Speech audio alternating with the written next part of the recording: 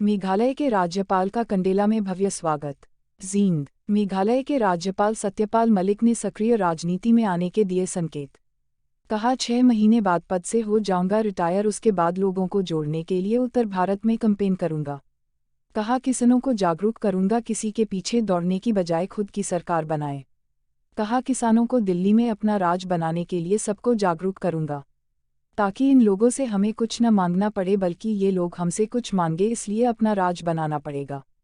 कहा अभी तो सरकार ने आधी अधूरी बातें मानी है और कई मांगे बाकी है।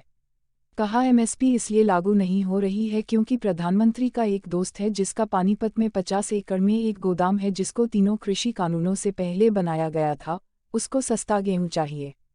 कहा वो किसानों से सस्ता अनाज लेगा और महंगा बेचेगा और यही लड़ाई है, इसलिए सड़कों पर बैठना और धरने देना बंद करो और अपना राज बनाओ। कहा ये पद कुछ नहीं होते, पदों का कोई मतलब नहीं होता है। यहाँ तक कि राष्ट्रपति को रिटायर होने के बाद सड़क पर कोई रास्ता भी नहीं देता है, इसलिए मुझे कभी नहीं लगा कि मेरा पद चला जाएगा। मुझे किसान आंदोलन में किसानों के पक्ष में न बोलने के लिए राष्ट्रपति पद तक का लालच दिया गया, लेकिन मैंने हर पद के लिए मना कर दिया। कहा अगर कुतिया भी मर जाती है तो प्रधानमंत्री चिट्ठी लिख देते हैं, लेकिन 700 किसान मर गए, उन्होंने एक शब्द नहीं बोला।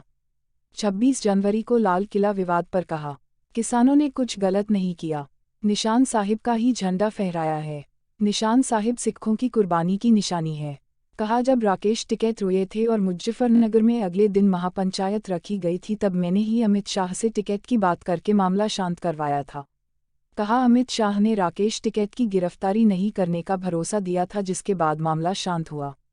आज सत्यपाल मलिक हरियाणा के जींद जिले के कंडेला गांव में खापों के सम्मान समारोह में शिरकत करने आए थे। सुनिए क्या कहा। प्राइम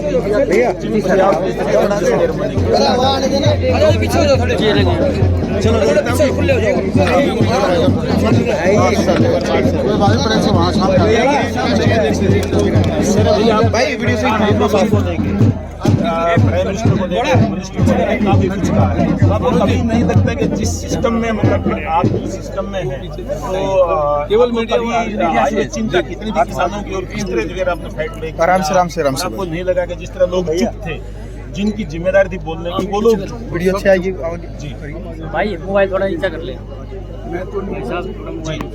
तो आपको मतलब आपको लगा कि इन लोगों को बोलना चाहिए जी भाई, ये मेजोरिटी में है पार्लियामेंट में जी, और 700 किसान मर गए, खड़े तक नहीं हुए जी। किसान वर्गों के लोग, मैं उनका नहीं कह रहा जी। मोदी और शाह नहीं है किसान वर्गों के जी। जो किसान वर्गों के चुने थे उन्हें तो खड़े होना चाहिए था, तो कोई नहीं थोड़ा।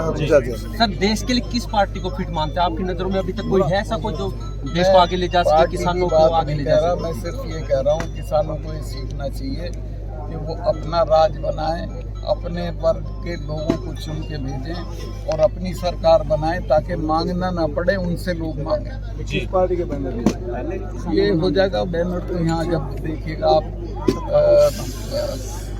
इमरजेंसी में सरकार बदली थी तो कोई बैनर नहीं था, लोग खुद खड़े हो जाते हैं, खुद हो जाएगा। तो मान कर चले सर, जो जयप्रकाश नारायण जैसे जो आंदोलन छिड़ा था वो देश में आने जा रहा है। 100% इस बार के पार्लियामेंट के चुनाव में आपको ये लगेगा कि नए लोग खड़े हो गए, नई पार्टियां खड़ी हो गई और कोई जीतेंगे, उन्हीं की सरकार बनेगी। आप अगुवाई कर सकते हैं सर 10 महीने बाद इस आंदोलन की?